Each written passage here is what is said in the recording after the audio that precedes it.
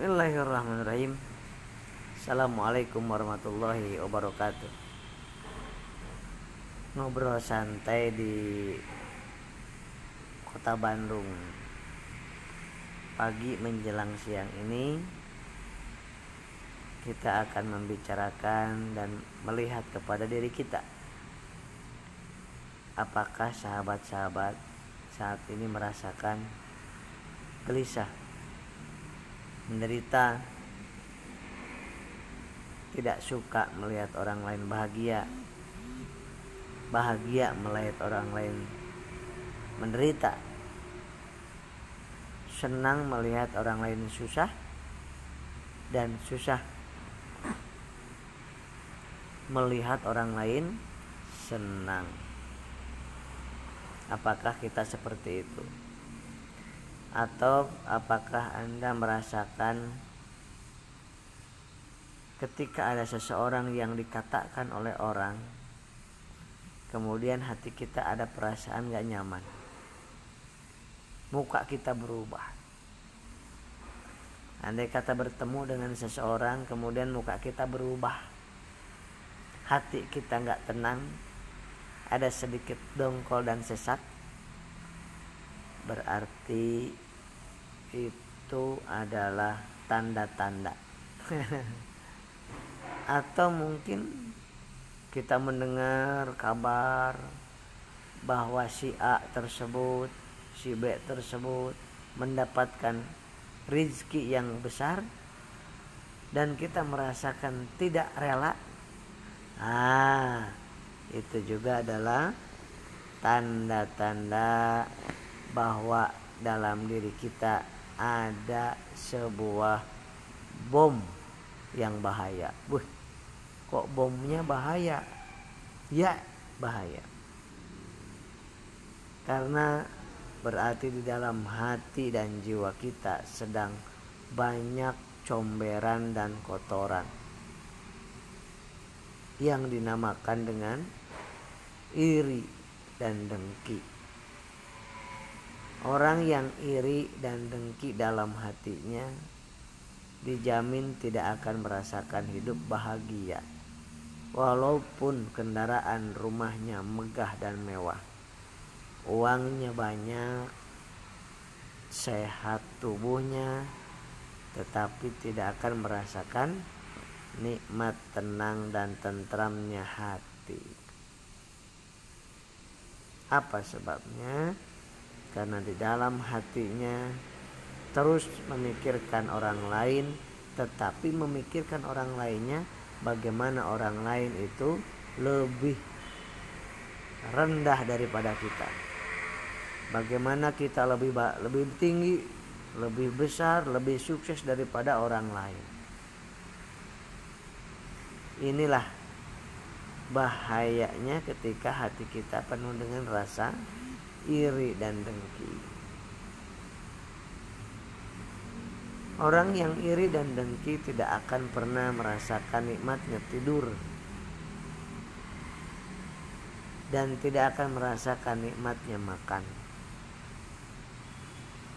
tidak akan produktif, tidak akan mendapat rezeki yang banyak, tidak. Karena energi negatifnya dipelihara terus di dalam alam bawah sadarnya, sehingga rezeki yang akan datang, yang akan Allah berikan kepada kita, seperti ada benteng di dalam diri kita.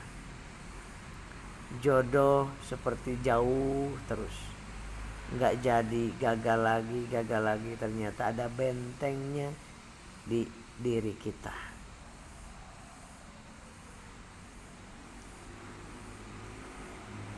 Mengapa bisa terjadi iri dan dengki? Karena rasa dendam yang membara. Mungkin pernah disakiti dan tidak ingat kepada Allah Subhanahu wa ta'ala. Orang yang iri dan dengki akibat tidak makan, kurang minum, kurang istirahat, stres terus, berdebar-debar terus, jengkel, itu pengaruhnya satu ke jantung. hati-hati. Yang kedua, pengaruh ke lambung, ulu hati nyeri, mual, gelisah. Ke ginjal juga berpengaruh karena hormonnya terganggu. Pembuluh darah menyempit, darah yang harusnya lancar jadi kental, sehingga pada sakit badannya orang yang iri, dengki, jengkel, jadinya emosional, stres. Pengaruhnya ke berbagai macam organ dalam tubuh kita, sahabat. Pilih sekarang, apakah dengan Anda iri dan dengki kepada sesama, pada saudara, kepada teman, membuat Anda kaya? Kalau membuat Anda kaya, silakan dengki. Kalau dengan iri, dengki kepada sesama, kepada teman, kepada saudara membuat Anda bahagia, silahkan. Irilah, berdengkilah kepada sesama. Andai kata dengan rasa iri, dengki, hasud membuat Anda rezekinya semakin melimpah, silahkan lakukan. Tapi kalau sebaliknya membuat Anda makin sengsara, dengki tersebut, iri tersebut membuat Anda semakin tersiksa batin, makin banyak penyakit. Yang namanya penyakit apa? Vertigo, migrain, pusing kepalanya. Gara-gara terus memikirkan rezeki orang lain dan negatif terus kepada orang itu. Sahabat-sahabat yang saya cintai karena Allah, maka coba direnungkan. Coba lihat kepada diri kita, jangan melihat ke orang lain. Adakah perasaan tersebut dalam hati kita? Adakah sifat buruk tersebut, comberan tersebut dalam diri kita? Andai kata ada, yuk bersihkan, sahabat, dengan baik, clean, dengan pembersih. Apa pembersihnya? Pembersih sifat-sifat seperti itu adalah tiada lain, kita mengingat dan mengenal Allah, sehingga kita yakin bahwa Allah memberikan sesuatu kepada A, B, C, D itu sesuai kehendak Allah yang maha kuasa membagikan kepada siapapun. Kita nggak bisa komplain, kenapa dia kasih seperti itu, kenapa saya seperti ini. Semakin sahabat-sahabat komplain, berarti semakin menghina Allah. Kenapa kok menghina Allah? Sudah tahu ada 5 anak, ini contohnya, punya 5 orang tua, 5 anak, 5 anaknya 5. Dapat uang 1 juta, dibagi ke 5 anak itu. Anak ke pertama, kedua, ketiga, keempat, kelima. Nih anak pertama mah dikasihnya 20.000 karena kebutuhannya banyak. Anak yang masih SD mah cuma 5.000 juga cukup. Anak yang SMP dikasihnya 15.000. Kalau kita paham dan yakin bahwa yang membagikan itu adalah orang tuanya, pasti kita tidak akan iri kepada saudara yang lain, karena saudara kita tersebut adalah hanya orang yang dibagikan rezekinya, dibagikan uang oleh orang tuanya. Disinilah sahabat, mungkin sekarang ada yang sedang berdagang, berjualan, berbisnis, bekerja, kok beda-beda rezekinya.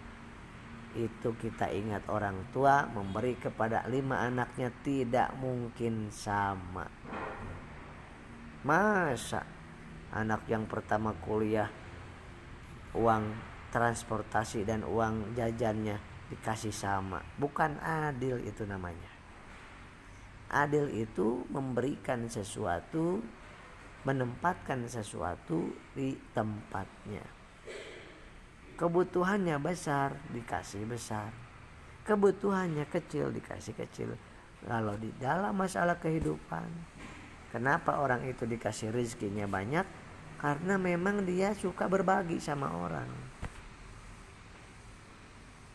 Kenapa saya dikasih rezekinya kecil? Karena kita mikirin perut sendiri. Allah bisa melihat, berarti kita masih SD. Orang itu sudah kuliah, keperluannya banyak, ingin bangun masjid, mau bangun membahagiakan orang tuanya, umrohin orang tuanya, kemudian menyantuni yatim piatu.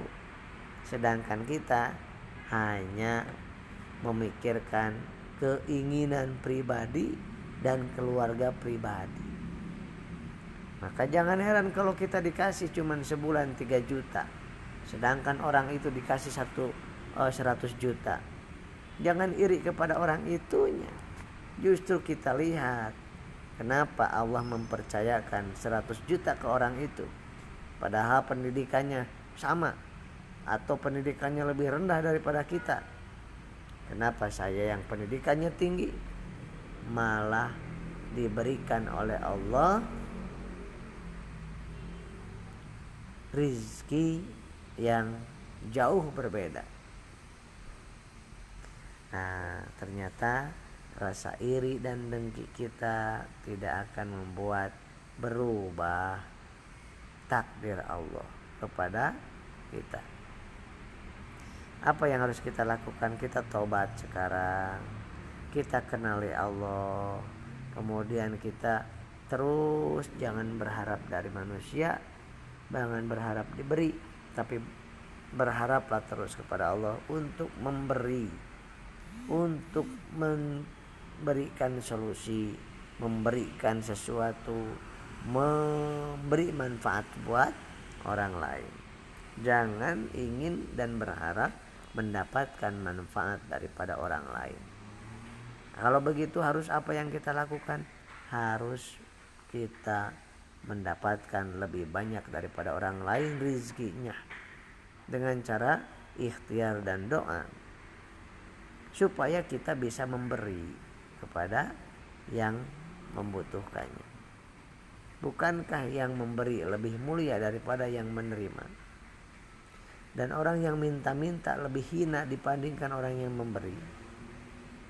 Dan kita tanya kepada diri kita, apakah kita layak menjadi orang yang hina atau mulia? Kalau hobinya memberi, mulia. Hobinya mengemis, meminta-minta, hina. Nah, kita lihat kepada diri kita. Bukan cuma materi saja, penghormatan, penghargaan, senyuman. Apakah kita hanya berharap disenyumi orang? Atau kita memberikan senyuman? Apakah kita berharap dimaafkan orang? Apakah kita yang memberi maaf kepada orang? Orang yang memberi jelas tidak akan pernah rugi, sahabat. Malah akan dimuliakan oleh Allah Subhanahu wa taala. Orang yang mulia itu hobinya memuliakan orang lain. Orang yang hina hobinya menghina orang lain. Orang yang punya harga diri hobinya menghargai orang lain. Orang yang rendahan hobinya meremehkan dan merendahkan orang lain. Simpel hidup ini. Ingin ditolong Allah, tolonglah orang lain. Ingin disulitkan hidup kita oleh Allah, persulit kehidupan orang lain. Turutin keinginan pribadi dan gak usah mikirin umat. Niscaya akan dipersulit hidup kita oleh Allah. Sahabatku, iri dan dengki akan membakar pahala kebaikan kita ibarat api membakar kayu bakar. Sayang sekali, sholat yang sudah kita lakukan puluhan tahun, puasa, sedekah, zakat, haji, umroh, harus hilang sirna, terbakar oleh sifat yang sangat ganas dalam hati kita, penyakit hati yang luar biasa, iri dan dengki serta hasud.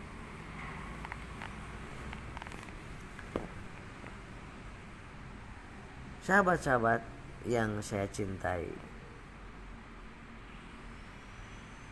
apa yang mau kita lakukan mulai hari ini?